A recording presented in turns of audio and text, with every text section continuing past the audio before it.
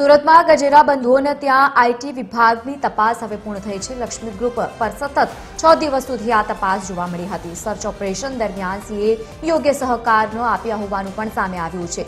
દસ્તાવેજના આધારે થઈ શકે છે અનેક મોટા ખુલાસાઓ।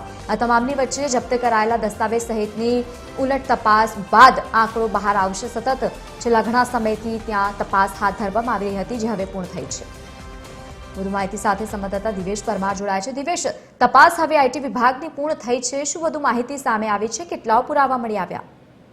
નવીન બિલકુલથી જે પ્રકારે સુરતમાં 6 દિવસ જે આઈટીની તપાસ છે તે ગજેરા બંધુ અને તેમને ત્યાં જે તેમનો આખી ટીમ વર્તુળ છે, તેમના જે બિઝનેસ પાર્ટનર છે, તે તમામને ત્યાં 30 જેટલી જગ્યાએ 6 દિવસ રેડ ચાલી હતી અને તેમાં જે પ્રકારે અલગ અલગ દસ્તાવેજી પુરાવાઓ છે તે આઈટી વિભાગ દ્વારા એકઠા કરવામાં આવ્યા છે। ખાસ કરીને હવાલા કૌભાંડનું આખું શંકાના આધારે આખી રેડ કરવામાં આવી હતી। જે પ્રકારે મેહુલ ચોકસી છે તેમના નાણાં પણ આ લોકોએ કંપનીઓમાં રોકાણ કર્યા હોય તે બાબતની શંકાના આધારે રેડ કરવામાં આવી હતી। ત્યારે અલગ અલગ જગ્યાઓ પર રેડ એક સાથે કરી હતી અને ખાસ કરીને સુરત, વલસાડ અને મુંબઈ સહિતની તમામ તેમની જે તેમના બિઝનેસ પાર્ટનરો છે ત્યાં પણ રેડ કરવામાં આવી હતી। કારણ કે આઈટીની શંકા એ હતી કે તેમણે જે જગ્યાઓ લીધી છે તેમજ જે તેમની મિલકતો વસાવી છે તે તેમના લાગતા વળગતા નામે લીધી છે અને કર ચોરી કરવામાં આવી છે। સાથે સાથે જે તેમનો રિયલ એસ્ટેટનો વ્યવસાય હતો તેમાં પણ ક્યાંય ને ક્યાંય તેમણે મોટા પાયે રોકડથી વ્યવહાર કર્યો હોય તે પ્રકારની પણ શંકા તેમને તેને જ કારણે